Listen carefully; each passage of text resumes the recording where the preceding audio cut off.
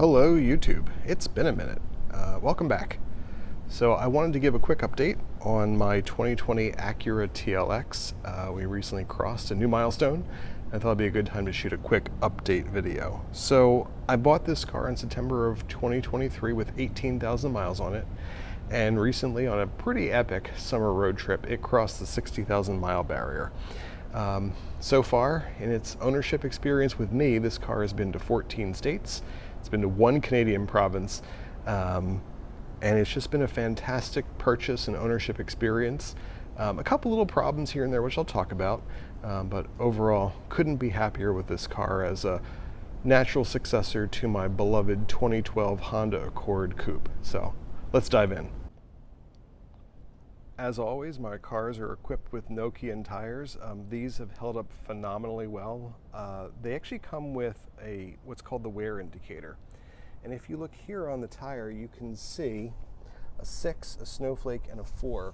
When the snowflake and the 4 wear away, the tire has lost its sort of special winter properties. This tire is an all-weather tire, so you can run it during summer months, but also it will handle like a performance winter tire in the snow and ice, and I can't speak about these highly enough. I've driven through some yucky weather with these, snow, sleet, ice, and the car just hangs on. Put these with the car's all-wheel drive system, it's really fantastic. I do think one of the things I want to address is some scuffing and delamination of the wheels that you can see happening here around the corners. I have 2 wheels that are like this, and I got a pretty good quote from a wheel shop nearby that will be handling the repairs. At some point in the coming months, I'd like to get that done. All right, so the engine bay is dirty, filthy more like, so I don't know, maybe close your eyes and just listen to the audio portion of this video. But the engine has been fantastic. This is Honda's J35Y6 motor. It's a V6, produces about 290 horsepower, and has returned great fuel economy. I get usually about 34 to 35 miles per gallon if it's highway driving. Our long summer road trip we took, the average over 2,700 miles was 32.3 miles per gallon. I was really impressed with that, and this car continues to be a champ. It has avoided the recalls that have plagued other Acura TLXs. It dodged the recall for the bearings that unfortunately affected a number of vehicles. It also dodged the fuel pump recall. So just keeping my fingers that this car's engine stays healthy and keeps putting on the miles. So this is quite a comfortable place to pass the miles. It is without doubt the most comfortable car I've ever owned. The seats are phenomenally supportive when I'm driving, and that is a significant upgrade over my old Accord, which I loved, but I would get up from long trips and just kind of feel the miles, and I don't with this car. The driver's seat's fantastic, the passenger seat's comfortable, all the controls I possibly need fall easily to hand. As we see on the wheel, I have my Bluetooth and stereo controls, I have my cruise control functions I can access easily. Honda wiper and headlight stalks are in their traditional Honda position. The stereo, I do have to say, the stereo is one of the best car stereos I've ever had from the factory. When I was younger, I used to enjoy upgrading my car's in-car entertainment system, but honestly, the sound of this one is so good, I don't feel a need to change it. In terms of quirks, I think the gear shift is still almost 2 years, is still a work in progress for me to get accustomed to pushing these buttons as opposed to reaching for a lever. But that's okay. I have found the brake hold feature where in stop and go traffic, if you depress the brake and the system's active, it'll hold the car stop for you. You can take your foot off the brake pedal. It's so comfortable when you're dealing with stop and go traffic and just need to give your foot or leg a rest. The interior is holding up pretty well. I do love the leather, do try to keep it treated and conditioned. So yeah, it's been a great place to pass the miles and to just make more road trip memories. So what's it taken to keep this car on the road? mostly just maintenance. Oil changes, tire rotations, all that good stuff. I do keep the transmission fluid and the differential and transfer case fluids changed routinely. Just owning a four-wheel drive vehicle, you need to pay attention to that stuff. But overall, it's just required routine maintenance. There have been a couple unexpected repairs.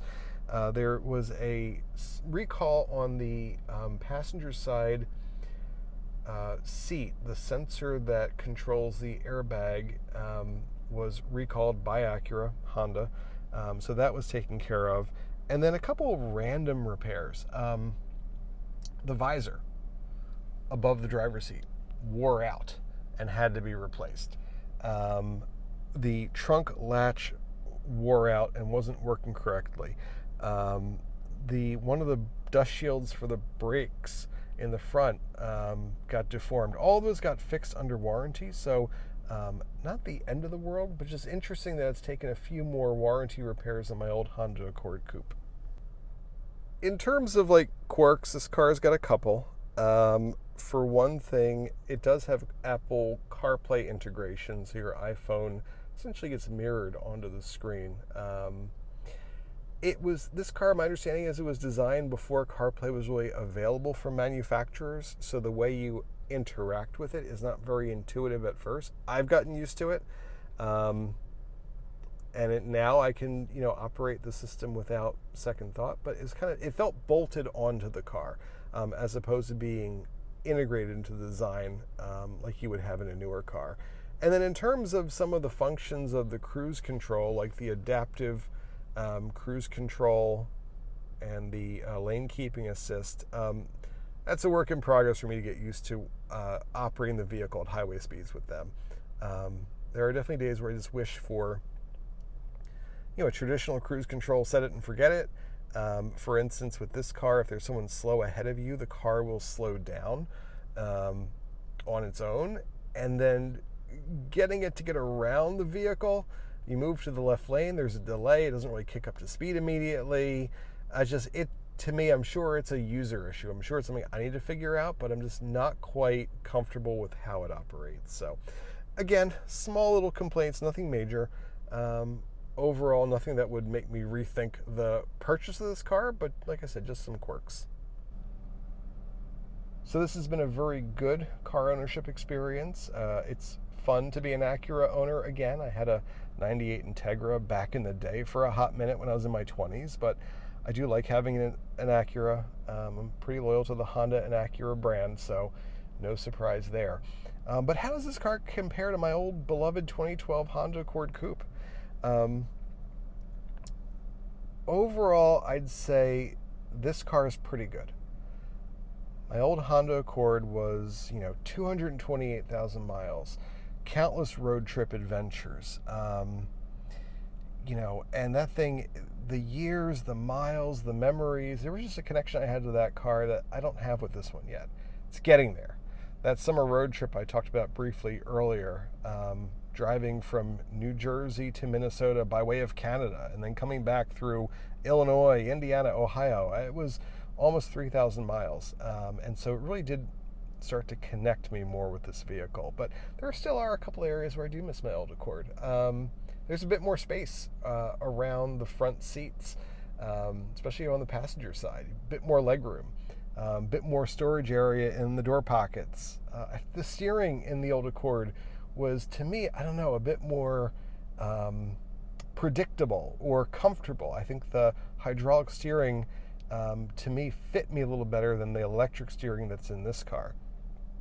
Those are small complaints. I mean, overall, this car is far more comfortable to take on road trips. It actually does better with gas, even though this takes premium fuel. I'm paying less at the pump than I was paying with my old Honda Accord. It's certainly more luxurious, but there's still times where I miss that old coupe, and I think understandably so for all the years I drove it and all the miles I put on. But this car remains a champ in progress. I'm looking forward to seeing what this will do. There is no interest in any kind of car shopping for the foreseeable future. There's nothing currently for sale on the road that would make me even want to remotely trade this in for something else. So 60,000 miles in the books. and looking forward to see where this car goes next. Onward. Thanks for joining me, everybody.